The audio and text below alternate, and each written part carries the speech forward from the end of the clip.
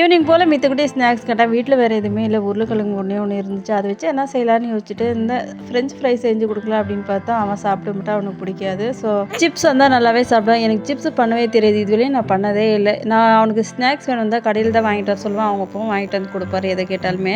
YouTube open பண்ணி search பண்ணி பார்த்தேன், அதில் ஒரு 10 வீடியோ தள்ளி பார்த்துக்கிட்டே இருந்தேன். அதில் ஒரு வீடியோ செலக்ட் பண்ணிட்டு அவங்க என்ன சொல்கிறாங்களோ அந்த மெத்தட்லேயே சிப்ஸ் பண்ணி முடிச்சேன். ஆனால் சூப்பராகவே வந்துச்சு, முறுமுறுன்னு.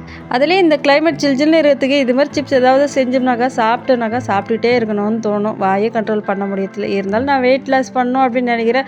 பட் இருந்தாலும் வாயை கட்ட முடியறதில்ல. நான் என்ன பண்ணுறதுன்னு எனக்கும் தெரியல. ஆசைக்கு 2 சிப்ஸ் சாப்பிட்டுட்டு நைட்டுக்கு என்ன சாப்பாடு செய்யலான்ட்டு யோசனை பண்ணிகிட்டே இருந்தேன். ஒரு 1/2 மணி நேரம் உட்காந்துட்டு அதுக்கப்புறம் சேமியா ஞாபகம் வந்து சரி சேமியா செய்யலாமேன்ட்டு சேமியா செஞ்சு வச்சுட்டேன். வேறு ஏதாவது சமைக்கும் போது கூட நான் சொதப்பி வச்சிருவேன். இந்த சேமியா இந்த ரவைனாக்கா அவ்வளோ பர்ஃபெக்டாக வந்துடும். நான் எப்படி செஞ்சாலுமே நல்லாயிருக்கும். அதுலேயே சேமியா ரவை செய்யும் போது சந்தோஷமாக செய்வேன். அதனால கூட இருக்கலாம். இன்னொரு வீடியோவில் பார்க்கலாம். பாய்.